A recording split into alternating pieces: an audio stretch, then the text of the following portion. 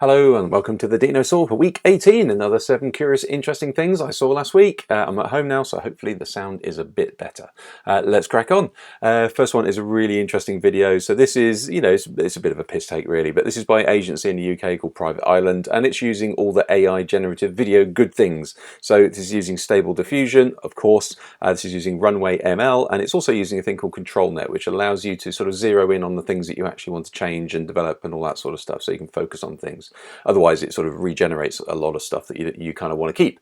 So as you're seeing from a lot of generative AI things, mouths, holding things, every time you see hands there's a billion fingers, but all that great stuff. So I love this. This is brilliant. So I think this is using Gen 1 of Runway ML. If you Google one thing this week, Google Runway ML Gen 2. It's the next layer of the generative AI from Runway ML. Takes text to video to a new level. So go and have a look at that. It will mildly scare you. I might feature it next week. This is BlueSky. So BlueSky was actually a Twitter product, or an experiment, should we say, back in 2019. It was actually started by a group with Jack Dorsey as well, who's obviously the founder of Twitter. It was spun out of Twitter before Elon Musk kind of is running it into the ground. So all of a sudden, it's been out there for a while, but all of a sudden it's really hit the news in the last maybe sort of 6 or 7 days. This is essentially a Twitter alternative, which is kind of exactly like Twitter. It hasn't really got sort of the table stakes things, I think it was called, so it doesn't really have video uploads and a few other bits and bobs, and the terms and conditions are a little bit, let's say, rangy. Everything you upload to this is pretty much they own, according to the terms and conditions, but they will sort of excuse it by saying, look, actually, if we want to do some promotional stuff and show some screenshots, we kind of need you to give us permission to do that. So they probably just need to be a little bit more subtle in their terms and conditions. However, it's invite only at the moment. I've tried about 5 email addresses trying to get an invite, and I still haven't got any bites on any of them. So if anybody does have an invite, please send it to me. I will be very grateful. Other than that, look out for BlueSky.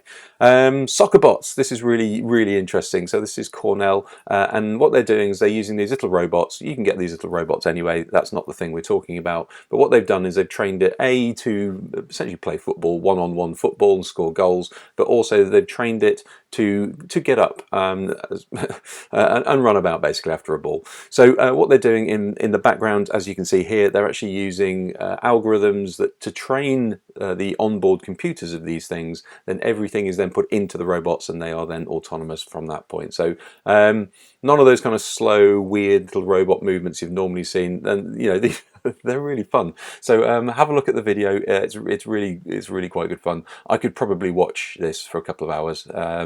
There you go. Autonomous robots playing soccer, and they've learned how to do that. Sorry, I've been in America for a week, football. AutoPod. So this is a plugin for Premiere Pro, Adobe Premiere Pro, that I was looking at this week. It was just really interesting. Saw a few things on LinkedIn of all places. So what this does, there's actually 3 plugins that you can get from this one, and this is basically AutoPod. So you upload your video, and you upload any videos you want, and what it will then do is it will use all the AI good stuff to just figure out who's talking and then cut to that person and know what to do. So you just upload all of your videos. You don't need to edit them anymore. It does all the cuts for you. It will also do jump cuts as well. So there's another plugin that does that, which is if there's any pause, it will then just cut that out, which is a jump cut. And there's another one that does social format. So you upload your one video and it will do all the other videos for you, the right length, the right aspect ratio, and that sort of thing. So really like the way we're having sort of subtle AI coming into these sorts of plugins as well, that and just makes video editing a little bit easier, or / putting somebody out of a job, obviously. So make of that what you will.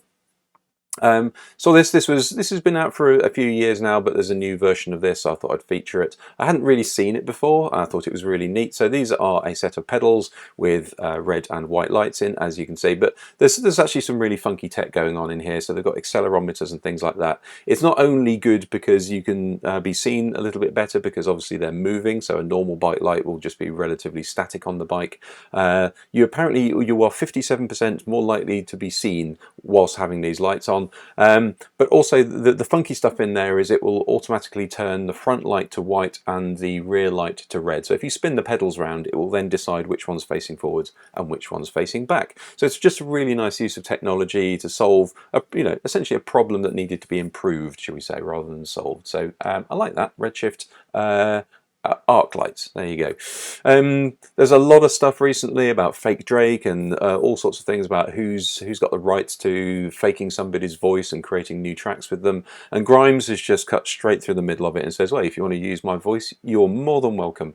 In fact, let's split the profits 50-50. So there's no caveats. If you read the Twitter post that she put out there and all of the comments on that, I've gone all the way through all the comments. You know, somebody's saying, hey, should we sort of maybe do a thing where you have to sort of vet each one of them? She went, no, absolutely not.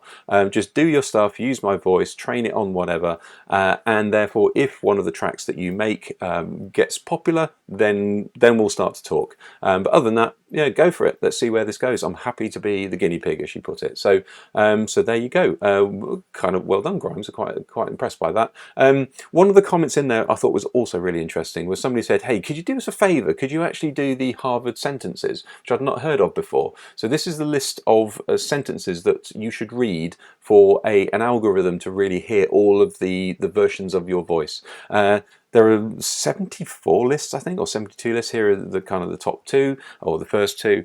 So if you look up Harvard sentences, there's all sorts of stuff about it. But there's some really interesting stuff in there. So maybe you just want to say all those things and record it to an audio file. You never know when you might need to fake your voice. So there you go, something to do at the weekend. But well done, Grimes. I do approve. And finally, we have Snapchat. So this was actually sent to me by my son saying, hey, this sounds a bit weird. And it is. So Snapchat, not having a great time at the moment. Snapchat, their stock is down 20% on a fairly bad financial update. Advertising is not going so well. They've just appointed somebody, etc. However, they've clearly gone, right, we need to get on this AI bandwagon. So what we're going to do is we're going to unveil our bot, which was called My AI, I think it's called. You can choose what they look like, and here's an example at the side. But lots of people have been finding lots of really iffy things with it. It's a little bit, let's say it's a bit economical with the truth, or it's just really bad at lying.